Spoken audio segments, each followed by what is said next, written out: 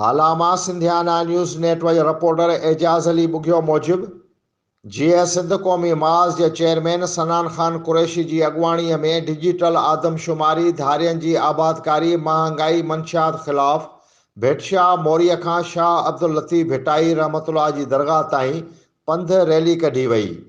भेटशाह मोरीअ खां 5 किलोमीटर मार्च भेटशाह पहुतो, जंहिंमें चेयरमैन सनान खान कुरैशी, जसकम अॻवान सैयद हाशिम शाह, रशीद ॾेथो, आकाश अयास मेमुण ॿियनि सवनि जी तइदाद में शिरकत कई। उन मौक़े ते चेयरमैन सनान खान कुरैशी मीडिया सां ॻाल्हाईंदे चयो त सिंध अंदरि धारियनि जी आबादकारी नामंज़ूर आहे। सिंध अंदरि वक़्त खां अॻु थींदड़ डिजिटल आदमशुमारी कराए सिंधियुनि खे अक़लियत में तब्दील करण जी साज़िश कई पई वञे, जेका हरगिज़ बर्दाश्त न कंदासीं। सिंध अंदरि मंशियात जो वाहिपो हलंदड़ आहे, जेको सिंध जे नौजवान नस्ल खे तबाह करण लाइ मंशियात जो कारोबार हथ वठी हलायो पियो वञे।